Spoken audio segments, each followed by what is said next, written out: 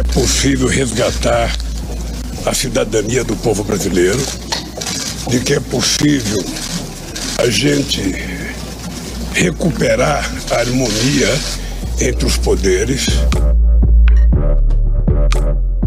O início do governo do presidente Luiz Inácio Lula da Silva promete ser marcado por uma mudança nas relações com o Judiciário, especialmente com o Supremo Tribunal Federal.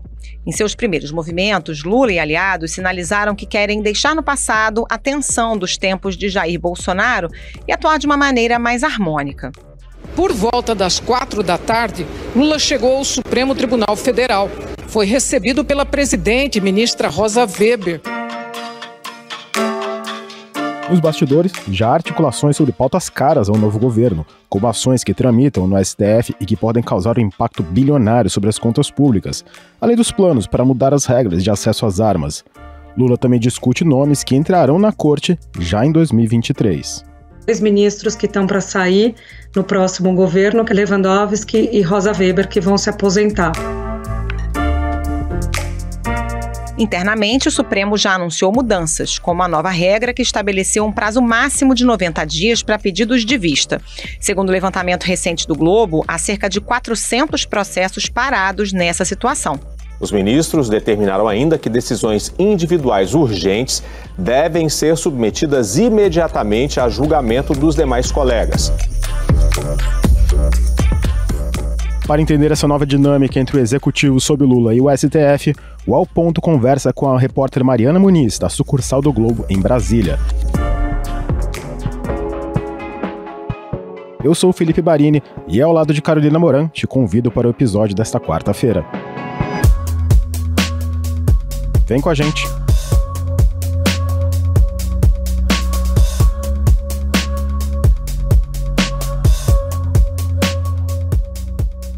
Mariana Muniz, o Supremo aprovou algumas mudanças no regimento interno que dão mais poder ao colegiado, né? O que muda exatamente? Olha, Carol, o que muda é que até então, pedidos de vista, né, pedidos dos ministros para terem mais tempo para analisar as matérias em julgamentos, muitas vezes julgamentos importantes, julgamentos polêmicos, não havia um prazo determinado para que esses processos fossem devolvidos. O que tinha era uma devolução de 30 dias, que estava prevista em regimento interno, mas não havia a devolução automática desses processos, né? Agora não. Com essa mudança que aconteceu, que foi aprovada numa sessão que aconteceu de maneira reservada, né? Uma sessão, inclusive, virtual, onde os ministros acabaram aprovando essa alteração no dia 14 de dezembro, o pedido de vista, ele não pode mais ser considerado, o que as pessoas falam muito, um perdido de vista, né? Havia ali uma série de estudiosos sobre o Supremo Tribunal Federal que, né, eles cunharam esse apelido para os pedidos de vista porque tem pedido de vista que tramita na corte que leva mais de um ano, por exemplo, para ser devolvido e para que depois os casos sejam pautados. Eu vou te dar um exemplo que tem gerado bastante comoção, né, perante a opinião pública. O caso das ações que questionam os decretos que flexibilizaram o acesso a armas e munições, né, decretos que foram assinados pelo presidente Jair Bolsonaro. O ministro Nunes Marques pediu vista desse caso em setembro de 2021, um julgamento conjunto de várias ações. E até hoje, essas ações não foram devolvidas para julgamento. Quer dizer, mesmo que a presidente do Supremo, a ministra Rosa Weber, quisesse pautar esse assunto, ela não podia, porque o ministro não devolveu o pedido de vista, um pedido de vista que já dura mais de um ano. Isso, inclusive, fez com que o ministro Edson Fachin desse uma decisão cautelar, né, suspendendo esses decretos, mas diante da demora para que o colega devolva, porque esses casos ainda não foram devolvidos, para julgamento. Então, essa acho que é uma primeira mudança muito importante que aconteceu no regimento interno do Supremo. Pediu vista, 90 dias depois, automaticamente esse caso vai ser liberado para julgamento. Isso significa que ele vai ser julgado? Não, porque aí vai depender da pauta, que aí é uma outra coisa, que é o presidente ou do Supremo, né, que elabora a pauta do plenário, ou o presidente das turmas, né, temos primeira e segunda turma no Supremo, que são os responsáveis pela elaboração das pautas, isso falando do plenário físico. No caso do plenário virtual, já é um grande avanço. Se você tem essa devolução automática depois de 90 dias, esse caso já vai entrar para ser julgado. E isso diminui muito esse poder individual de ministros obstruírem julgamentos que são considerados de relevância, ou considerados sensíveis, ou tem, enfim, um tema de interesse de uma determinada classe, que não quer que aquele assunto seja julgado. A gente sabe que muitas vezes julgamentos são paralisados por conta desse tipo de percepção, de avaliação política, né? Não são só avaliações jurídicas, mas avaliações políticas também. Mariana, antes a gente via pedidos de vista com casos que ficavam parados por 6, 7 anos. Essa mudança no STF, ela vai acabar com esse uso político do pedido de vista, ou a gente vai ver uma adequação? Ou ainda é cedo para dizer isso? Felipe, eu acho que não tem como acabar com essa análise política, muitas vezes, da suspensão de um julgamento ou outro. Mas certamente você não ter mais a possibilidade de ficar com o processo suspenso 1 ano, 2 anos, você ter que agilizar, né, essa devolução, você ter que restringir isso a 90 dias, com certeza, acho que isso muda a dinâmica da forma como esses pedidos são encarados e como esses temas são tratados. Porque acho que é importante enfatizar que, claro, o ministro, o pedido de vista, ele não é apenas um uso político. Muitas e na maior parte das vezes, ele é um instrumento para que o ministro reflita melhor sobre o assunto, estude melhor, prepare o seu voto, né? Os ministros têm um acervo muito grande de processos que tem que analisar e por vezes esbarram em casos que têm uma grande sensibilidade e querem ouvir todos os lados, querem ouvir todas as partes interessadas. Isso é natural, é do jogo. Agora, o uso político, que como nós vimos e que é muito falado, e não sou eu que estou dizendo isso, são pesquisadores e pessoas que entendem do assunto e estudam o Supremo Tribunal Federal, é que tem casos que ficam aí 2, 3 anos paralisados e que tem um impacto muito grande essa suspensão. Então, certamente, eu não posso dizer, eu acho que não tem como nós afirmarmos que não haverá mais um uso político, mas certamente terá uma adequação por parte dos ministros que lançam mão, às vezes, dessa suspensão para deixar o caso para depois, para um momento onde não tenha mais tanta tensão, né? A gente viu que isso aconteceu muito perante o governo Bolsonaro, né? Um estado de muita tensão entre o executivo e o judiciário que fez com que determinados assuntos precisassem ser suspensos. Mas agora essa suspensão, pelo menos por parte de quem pede vista, ela não pode mais durar tanto tempo. Acompanho também o relator para confirmar a medida prisional e para como resultado o Supremo Tribunal Federal, por unanimidade, confirmou a prisão em flagrante do deputado Daniel, o nome todo como é, ministro Alexandre? Daniel Silveira. Mariana, e no caso das medidas cautelares, essas decisões monocráticas, por exemplo, a respeito de prisões, tem uma mudança também, agora as decisões individuais vão ter que ser confirmadas pelo plenário e tem prazo, né? Exatamente, mais uma medida, né, mais um entendimento aí de quem entende do assunto, de que é uma forma de reforçar a colegialidade, ou seja, o que é tomado de maneira individual depois precisa ser validado, né, confirmado ou não pelos demais ministros. Essa possibilidade ela vinha sendo estudada já desde 2020, o Supremo vinha trabalhando numa mudança regimental que privilegiasse esse entendimento colegiado. Em 2020, por conta da pandemia, o Supremo precisou criar um plenário virtual de emergência, ou seja, para que decisões cautelares muito importantes pudessem ser examinadas pelo restante dos ministros em 24 ou 48 horas, isso aconteceu. Então, acho que isso pavimentou o caminho, né? Foi uma medida implementada pela presidência aí do ministro Dias Toffoli, depois aperfeiçoada pelo ministro Fux, e agora a ministra Rosa, acho que coroando, né, essa ideia. Esse caminho vinha sendo pavimentado para diminuir a monocratização, né, o tanto de decisões individuais que são tomadas pelo Supremo. É interessante observar, Carol, que no caso dessas decisões cautelares, dessas decisões monocráticas, mesmo as decisões dadas no passado, ou seja, o ministro deu uma decisão cautelar suspendendo determinada coisa, ou, enfim, autorizando determinada coisa. Essa decisão, também tomada no passado, ela também agora, ela passará, é uma regra de transição, ela também, em 90 dias, ela terá que ser analisada pelos demais ministros. Essa é uma coisa interessante. Então, por exemplo, a gente pode falar no caso do juiz de garantias, né?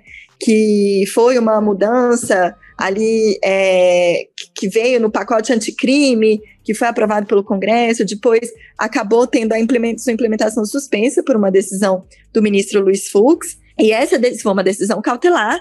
Por exemplo, essa decisão ela terá, sim, agora que passar pelo crivo dos demais ministros do Supremo. Ela é uma decisão que foi tomada no passado, tem 2 anos que essa decisão foi tomada, mas agora ela será analisada. E isso não, eu estou usando essa decisão como um exemplo, foi um caso muito importante. Fux é o relator das 4 ações que questionam a figura do juiz de garantias e considerou que a mudança deve ficar suspensa até uma decisão final do plenário do Supremo. Mas outros casos que também foram tomados depois, eles vão ter que se enquadrar nessa regra de transição. Isso está previsto na emenda regimental, na minuta que a gente teve acesso, e é considerada também uma questão bastante importante. Mariana, o governo Bolsonaro ele foi marcado por muitas críticas ao STF, ministros, especialmente como o caso do ministro Alexandre de Moraes, foram alvos de comentários, alguns até impublicáveis do presidente. A ideia agora é sair um pouco dessa arena de conflito político? Com certeza, Felipe. Eu acho que isso está presente no discurso do governo que vai assumir desde o dia 1. A gente viu os emissários do futuro governo, né, do quase governo Lula, que desde o dia seguinte das eleições estão indo ao Supremo, têm procurado os ministros, o próprio presidente Lula procurou os ministros, foi recebido por todos os ministros do Supremo, depois saiu de lá falando que ali era uma busca por uma pacificação com o judiciário, por um diálogo institucional, né, com o Supremo, não só com o Supremo, mas com o Poder Judiciário como um todo. Vimos uma série de declarações nomeado, né, escolhido para ser ministro da Justiça, Flávio Dino, senador eleito pelo Maranhão, também sempre num discurso de muita pacificação e respeito às instituições e respeito ao Supremo Tribunal Federal e aos ministros do Supremo Tribunal Federal. Acho que a gente vai ter tempos menos belicosos, né, entre esses dois poderes, justamente porque ficou evidente que esse esgarçamento da relação entre esses dois poderes foi muito ruim para o país e fez com que se chegasse a um nível de tensão nunca antes visto. Mariana, a gente já viu uma certa harmonia aí nesses últimos dias, né, com o Supremo, alguns ministros tomando decisões que deram uma certa margem de governabilidade para o governo, por exemplo, a decisão sobre o orçamento secreto, a decisão que excluiu o Bolsa Família do teto de gastos.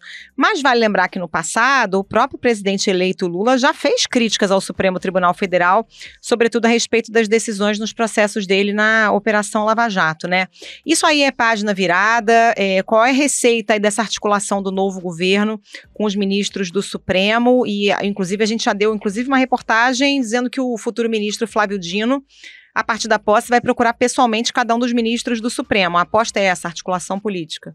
Exato, a aposta é essa articulação política. Acho que, lembrando que o futuro ministro da Justiça, Flávio Dino, juiz de carreira, né, foi juiz federal, teve ali, então acho que tem um conhecimento muito grande também de como funciona o judiciário, entende que há decisões que precisam ser tomadas pelos ministros e que isso que muitas vezes pode ir de encontro ao que deseja o executivo, mas sempre respeitando a autonomia entre os poderes, mas privilegiando, claro, um diálogo institucional, né, faz parte do jogo também, existe ali no Supremo Tribunal Federal todo o aparato da Advocacia Geral da União que atua nos processos de interesse da União e que há uma argumentação, enfim, pró-governo. Acho que tem toda uma questão técnica de como funciona o Supremo e como funcionam esses julgamentos, mas a gente vê que o discurso do futuro ministro Flávio Dino é um discurso de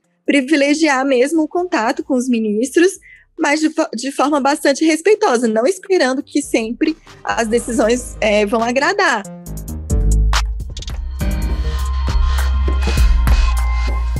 Mariana, o Flávio Dino ele veio do Poder Judiciário antes de ser governador.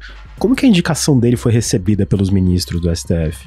Do que eu ouvi, né, de alguns ministros, também de assessores, né, auxiliares do Supremo, com quem falei, é que é um nome, foi muito bem recebido, né, a administração dele como governador no Maranhão foi muito bem avaliada, foi eleito senador, acho que tem bastante respaldo político, né, e também, com certeza, pesa em favor de Flávio Dino e nessa relação com o Supremo, o fato de ele vir da magistratura, né, foi juiz federal, foi presidente da Associação dos Juízes Federais, da AJUF, e acho que essa compreensão dele mesmo, né, de como funciona o judiciário, da compreensão do sistema de justiça como um todo.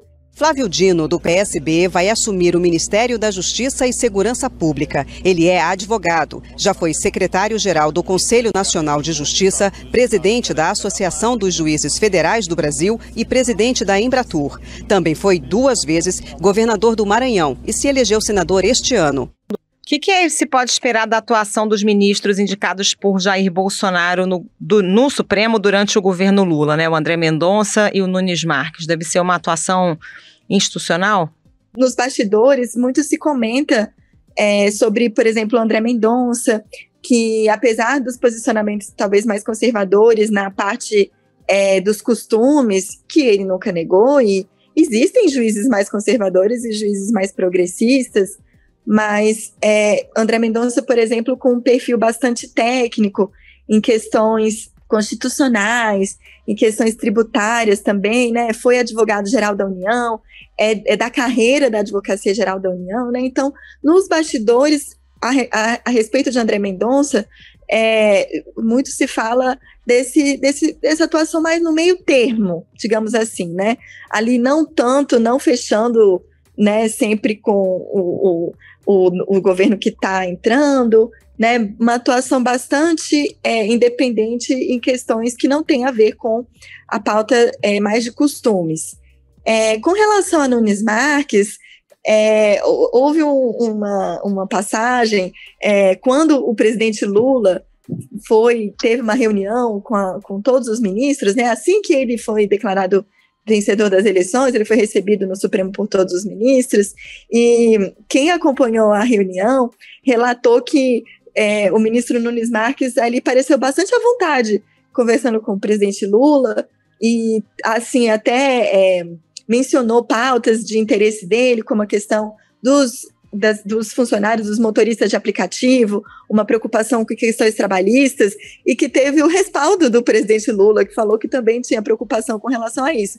Então, enfim, nos bastidores também se fala, não numa fidelidade de Nunes Marques ao que representou ali determinadas pautas do bolsonarismo, mas talvez ali em questões também de costumes, ele um pouco mais conservador ainda, mas com relação a liberdades individuais e questões trabalhistas, talvez ali se aliando um pouco mais a uma corrente que vem com esse novo governo.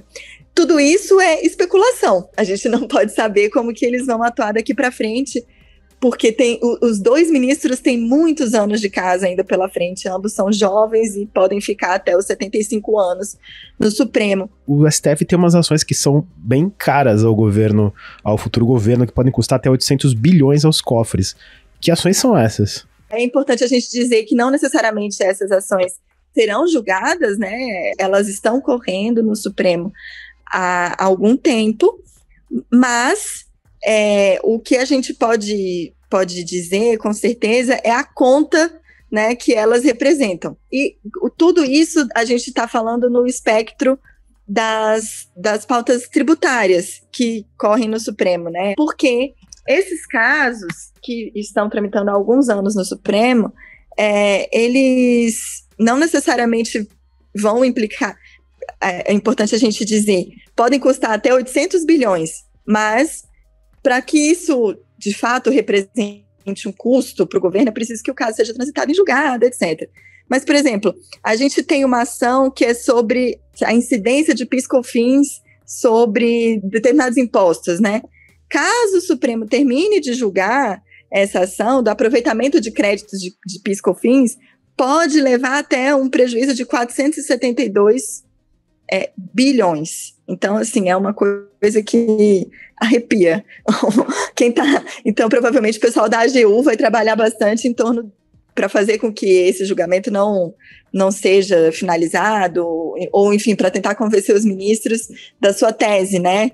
Que pode ter um impacto muito grande. Isso está sendo analisado de perto, e certamente os ministros vão levar em consideração uma preocupação e os argumentos da União que são apresentados, né, antes de pautar esses casos.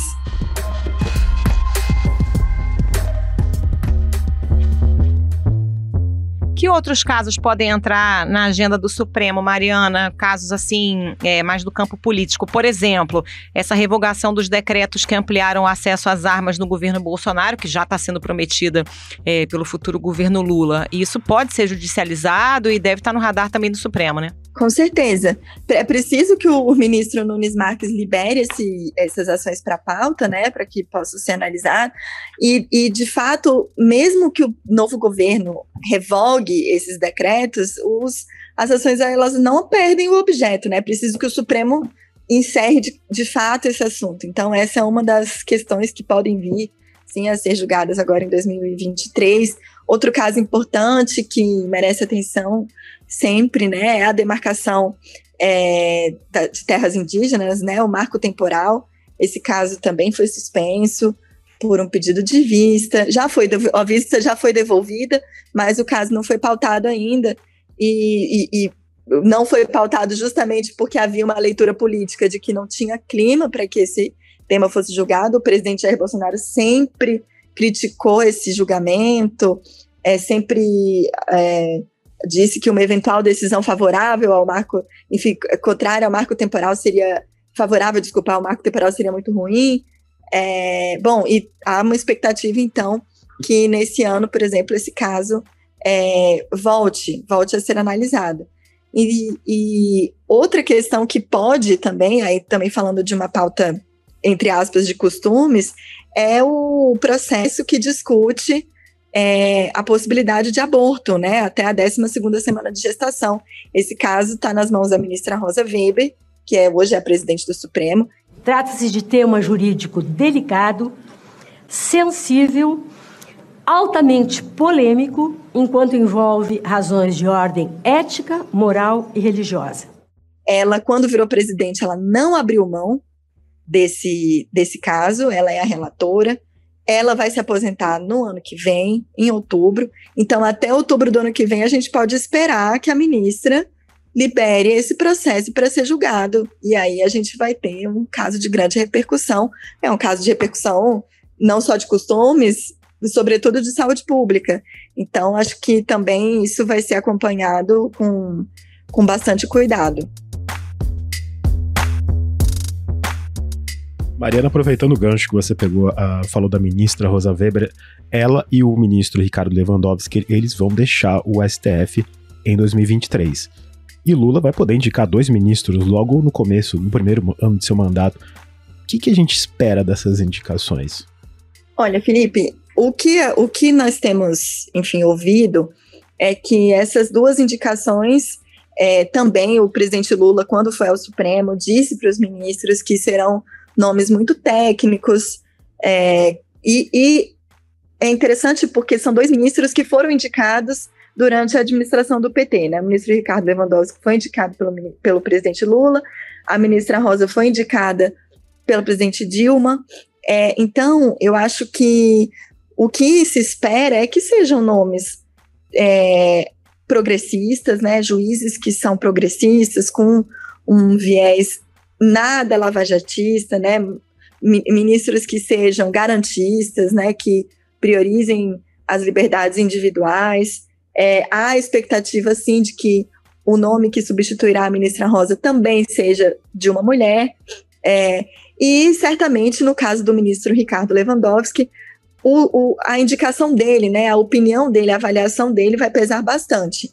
Isso é o que a gente tem ouvido, né, de quem está ali no entorno do presidente Lula, é de que ele vai ouvir bastante a avaliação e a opinião do ministro Ricardo para o nome que o substituirá, né, que vai ser o seu sucessor aí na corte, já que ele foi um ministro, enfim, bastante atuante nas questões de liberdades individuais, ministro muito garantista e que tomou, enfim, que deu decisões importantes em casos que tinham interesse para o PT e para o presidente Lula. Mariana Muniz, muito obrigada pela participação, bom trabalho para você, bom ano novo. Muito obrigado, Mariana. Obrigada, gente.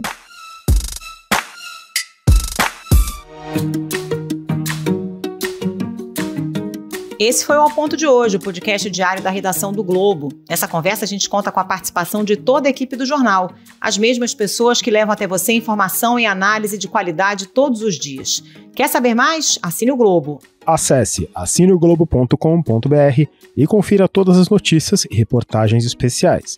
A produção foi de Júlia Pina e edição de João Guilherme Lacerda. Até mais! Até mais!